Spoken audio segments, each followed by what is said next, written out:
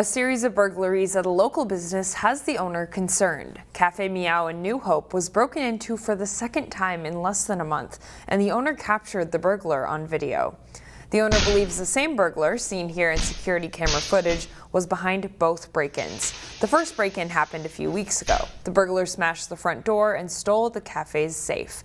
Now the owner says the same burglar returned a little over a week ago. Security footage shows them breaking through the front door. This time, police arrived shortly after the break-in and the burglar left empty-handed. A GoFundMe campaign for the cafe has raised more than $7,000.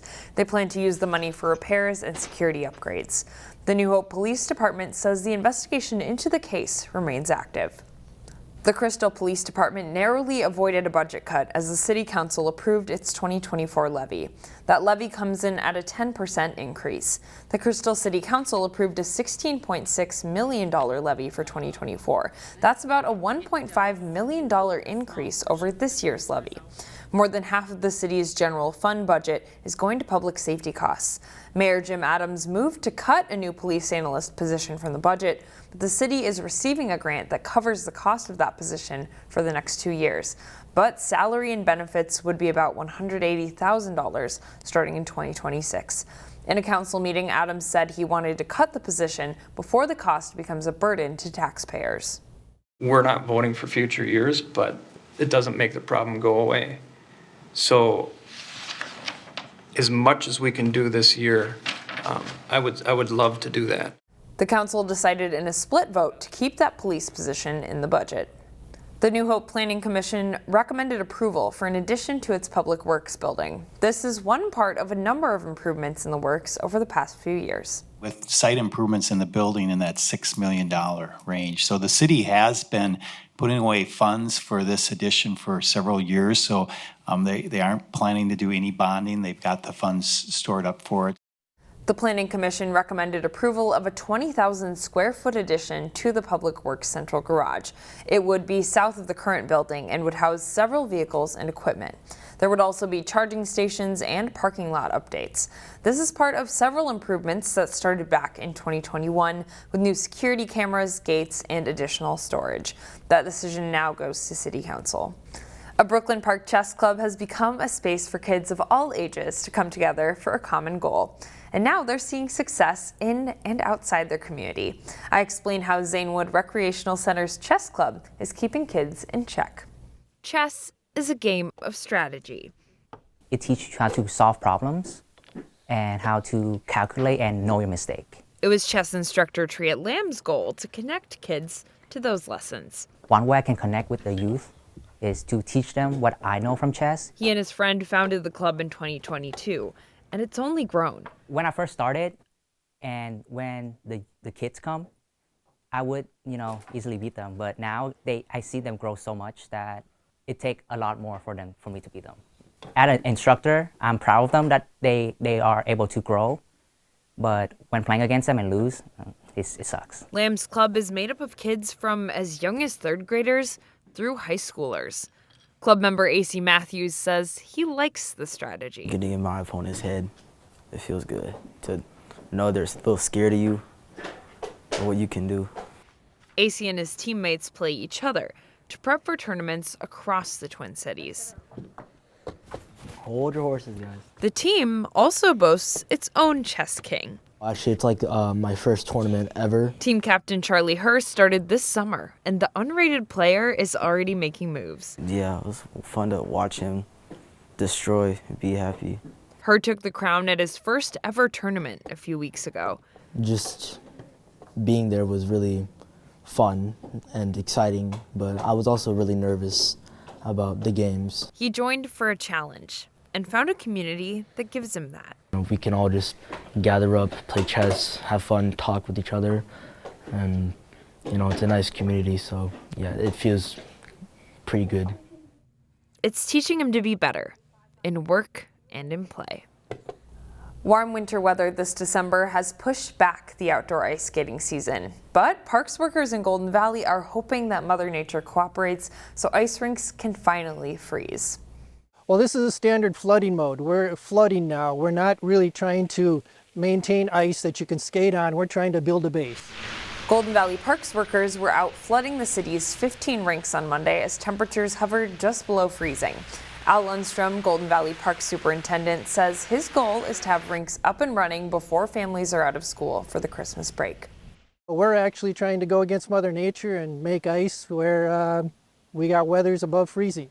So we do have frost in the ground, so we're trying to take advantage of that, put a little bit down at a time, and then cross our fingers. Lundstrom said Golden Valley's ice rinks are usually busiest between Christmas and New Year's Day. And speaking of ice, the refrigerated Central Park ice skating loop in Maple Grove is now open. There's a live camera of the Central Park ice skating loop that you can access from a link on the City of Maple Grove's website. Here's what it looked like on Monday afternoon. The loop is more than 800 feet long and 20 feet wide and is designated for pleasure skating. You can also rent skates when the warming house is open. You can skate inside too, with a festive opportunity coming up this Friday, December 15th. Santa Claus is headed to the New Hope Ice Arena for the annual Skate with Santa event. That cost is $5 per person, and skate rental is available for $3 per pair.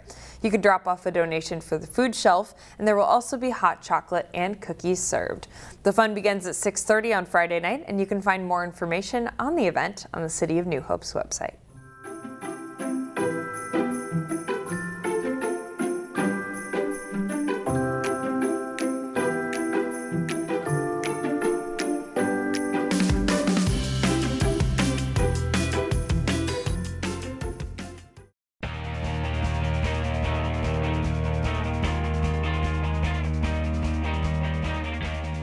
It was wall-to-wall basketball Saturday at the Breakdown Sports Tip-Off Classic at the Hopkins Royals Athletic Center. The Park Center boys look to stay unbeaten as they faced another top 3 team in Class 4A. Jay Wilcox has the highlights. Top-ranked Park Center set to face number 3 Lakeville North at the Breakdown Tip-Off Classic boys basketball event. It's all Pirates early. Jackson Folks drives baseline for the layup and a 15-2 PC lead. Cash Chavis with a nice skip pass across to Xavier Freelix for 3, and it's 18-5. Some key hoops for sophomore Freelix. But Lakeville North gets going. James Fager hits a corner 3, and the Panthers cut their deficit to single digits. Matt Drake gets into the lane to hit 2 of his 17 points. The Panthers grab their first lead 42-41. Chavis with a great hesitation dribble for the layup as Park Center goes into halftime with a 47-45 lead. Second half, and Chang Ring drives in for 2 as the Pirates stretch the lead out again. After a steal, Chavis soars in for the dunk. Park Center leads 68-57. But again, Lakeville North makes a run. Jack Robinson hits the second of 2 threes in a row for his team, and they lead 76-72, 25 for Robinson total. It's tied late, and Park Center sets up the last shot. Chavis gets to the lane and banks it home to beat the buzzer as Park Center wins a thriller over Lakeville North 81-79. Jay Wilcox, CCX Sports. In another key matchup at the Breakdown, second-ranked Wayzata beat 3A's top-ranked team, Totino Grace, 83-81 on a Jackson McAndrew buzzer beater. The Cooper boys basketball team opened the season Friday night in a close battle. Jay Wilcox has the highlights. The Cooper boys basketball team opening the season at home against Hiawatha Collegiate. Cam Solomon pops a 3 for Hiawatha on his way to a 30-point night. The Wolves are up by 3. Jalen Leibel knocks down a corner 3, and Hiawatha goes up by 10, 35-25. Chance Wicks gets the transition layup for Cooper. They trail by 7 at the half, though. Second half, and Cooper surges into the lead. Wicks with the layup as part of a 25-point night. It's 49-47 Hawks.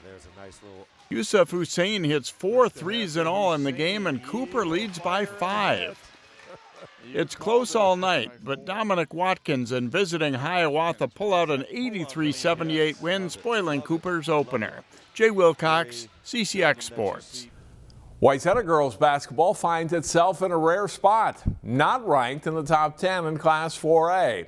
But a young Trojans team did pick up a pair of wins at home last week.